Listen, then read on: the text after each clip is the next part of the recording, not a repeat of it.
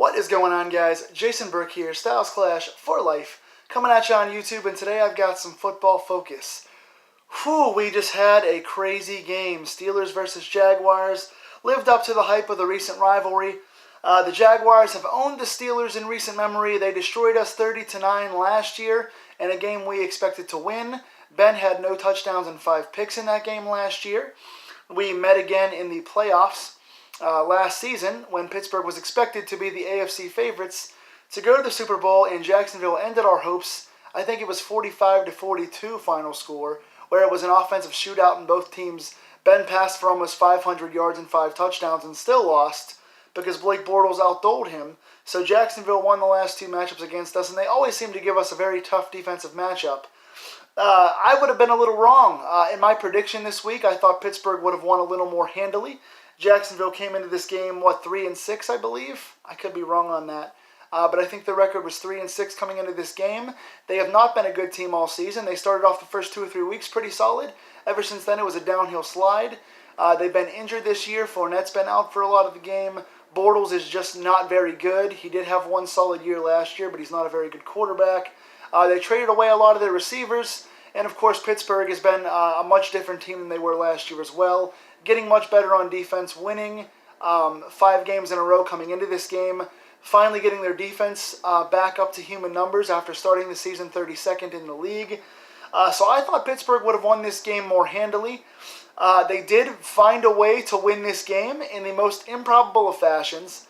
I would have said that this was a game where I was getting ready to come on and give you guys like a 2-minute review. I wasn't going to even write the stats down and give you guys the stat line for this game because it was so bowling shoe ugly.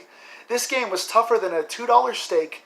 This was a disgusting game for about 3 full quarters. Pittsburgh did not show any signs of life remotely on offense at all until about the last 2 minutes of the third quarter. Pretty much 3/4 of this game, Pittsburgh did absolutely nothing. Jacksonville dominated this thing. In the first half, Jacksonville won the first half 9-0. Pittsburgh had several turnovers. Jacksonville was controlling the clock. They had like a 5-1 advantage on time of possession over us.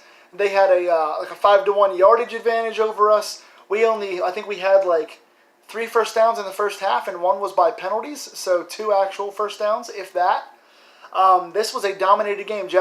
Pittsburgh came out, almost scored a touchdown by virtue of penalties on Jacksonville. Ben threw a pick in the end zone. Jacksonville came down and scored and got up 16-0 toward the end of the third quarter. And it pretty much felt like it was over. 16-0 toward the end of the third. Pittsburgh only had like 5 first downs all game. It seemed like it was over. And then somehow, Pittsburgh claws their way back into this game. Got to give Jacksonville a lot of credit. They controlled time of possession. They won the battle of turnovers. Aside from a few penalties on defense, this was pretty much their game. They didn't do much passing the ball. Blake Bortles was not great, but he wasn't terrible either. He was just like kind of a weak game manager. But Leonard Fournette at one point had more yardage than the entire Steelers team. Leonard Fournette finished, I think he had 90-something yards rushing and another 40 or so receiving. So he had like 135, 140 total yards. And Pittsburgh, at the end of the third quarter, up until the Brown play, had about like 70 total yards. So it was a really disgusting, bad first half. Ben finished the first half with 53 passing yards and 2 picks. Man, it was an ugly, ugly 3 quarters.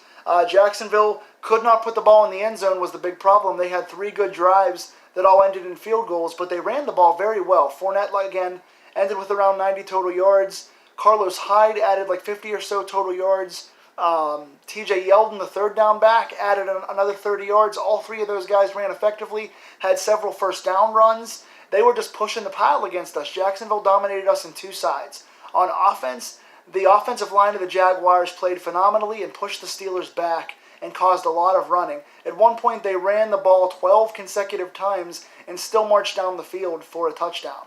That's how predictable and easy it was, but they still ran us over. They found gaps, hit the holes, and blocked well on offense, and they only resulted in 1 touchdown and 3 field goals, but they held the clock, and they did a great job running us over with the line on offense. All 3 running backs played well for them. Defensively, they covered us as well as any team has covered us all season long. I did not expect, coming off of this 5-game winning streak, and especially the big 50-plus performance against Carolina and destroying Carolina the way we did, I thought our offense was at an all-time apex, and we did absolutely nothing until 2 minutes left in the third quarter. It was no offense at all. One good drive the entire game through those 3 quarters, which led us in an interception. So we just looked horrible. On defense, Jalen Ramsey and A.J. Boye covered us phenomenally. They put a decent amount of pressure on Ben. I think he was sacked twice, but he got hit several more times. So Ngakoue and the Jaguars defensive line deserves credit for good pressure, but more so their back four, their secondary, especially Ramsey, who had 2 picks in this game, who owned Ben in this game, and on the other side, Boye. Both guys played our players very, very well. We had Brown had 10 yards up until the end of the third quarter. I think Juju Smith-Schuster had maybe 25 or 30 yards, and that was it. Until the big play. At the end of the third, Ben hits Antonio Brown on a 75-yard touchdown, which starts momentum swinging back to Pittsburgh. But even still, Jacksonville was holding the ball, and they were stopping us from rallying until very, very late. At one point in the fourth quarter, Pittsburgh was down 16-6. They missed a 2-point conversion attempt. They were down by 10, went for it on fourth down, and got the turnover on downs. So I thought that was the end of the game. I stopped getting excited. I stopped taking notes. I wasn't paying much attention. I figured it was over. Then all of a sudden, Ben drives the ball down the field. Juju gets several 9 to 10 yard plays. Vance McDonald gets a big touchdown in the back of the end zone. And then all of a sudden we get a stop. And then Ben drives the ball down the field with a deep play to Juju Smith-Schuster in the fourth quarter. Then Brown gets a catch over the middle. And then finally, Ben dives the ball just over the goal line marker to put Pittsburgh up with 3 seconds left in the fourth quarter. We had the ball. Ben had the ball. We had 3 or 4 shots to get in the end zone from the 1 yard line. Jacksonville was still holding us. I still thought it was going to be their game. They intercepted the ball in the end zone, but it was called back on a penalty, which Ryan Switcher's helmet was being held. So the penalty cost them, which it did several times today. Jacksonville's defensive penalties was one of their biggest downfalls. But Big Ben had 3 interceptions in this game and 2 other interceptions called back on penalties. There were 2 other picks that were reversed because of defensive penalties. So Ben has 3 picks, easily could have had 5, and that is coming off of 2 other games where he had 5 and 3 picks against Jacksonville, respectively. So Ben has had his trouble with these guys. But somehow, Vance McDonald gets a touchdown. The defense gets a 3 and out. We get the ball back with about, I think it was like 1:45 and a timeout. Ben drives the field, hits Juju on a deep pattern, hits Brown, and then runs the ball into the end zone from the 1 with 3 seconds left to miraculously come back. We were down by 16 points with 2 minutes left in the third quarter. It's one of our biggest comebacks ever. So to go up against a tough defensive team in Jacksonville that seems to have our number, that always plays us tougher than anybody else, even despite them being a bad team this year and having a bad record, they played us amazingly on defense. They covered our receivers better than anybody has all year long. They made our offense look very, very pathetic for most of this game and pushed our defense around. They looked like they were the dominant team and we were the 3-6 team up until 2 minutes left in the third quarter, and we rallied from 16 points down to get the 20-16 win. Jacksonville now falls to, I believe, 3-7. Pittsburgh up now to 7-2-1. That is 6 consecutive victories. We were 1-2-1. Now we're 7-2-1. 6 wins in a row, getting the road win against our newly rivaled Jaguars, and a very tough comeback win. This is the kind of win that separates good teams from bad teams and great teams from good teams. I think this shows that Jacksonville this season is bad and letting us come back, but more so I think it's a gutsy win for Pittsburgh. To go in there against a team that's in our heads, that's had our number for the last year, and they played us so tough and had us beat for 3 quarters, and we had a 16-point road comeback to win 20-16 is a big, gutsy statement win for us. Coming off of the 2 divisional wins against the Bengals and Ravens, against the blowout against the good Carolina team, and now against this road comeback Jaguars team, I think Pittsburgh with 6 wins in a row is right at the top of the AFC, along with Kansas City and New England. So let me get to the stat line before I keep talking too much. Big Ben, rough day overall, but he got the win. 27 of 47, finished with 314 yards. Most of that was in the fourth quarter. 2 touchdowns, 3 interceptions, and the game-winning rushing touchdown. So again, Ben gets 2 passing touchdowns and the game-winning rushing touchdown, but had 3 picks and could have had 5. So rough game for Ben, but when it came down to it, he got 2 big late touchdowns, 1 at the end of the third, 1 in the fourth, and then ran the one for the game winner. James Conner, very bad game today. Dropped several balls, including what would have been the go-ahead touchdown in the fourth quarter. Ben had Conner wide open on a 25-yard touchdown down the sideline. He dropped it. He only had 9 carries for 25 yards, so only 2.8 yards per carry. Didn't do much out of the backfield. Again, several drop balls. So this was one of Conner's worst games of the season. He would like to forget this one. Jacksonville played him very, very well on the run defense. Kudos to Jacksonville for taking Conner out of this game in both facets, running and passing. Our receivers wound up with big numbers, but mostly in the fourth quarter. Antonio Brown, 5 catches, 117 yards, and a touchdown.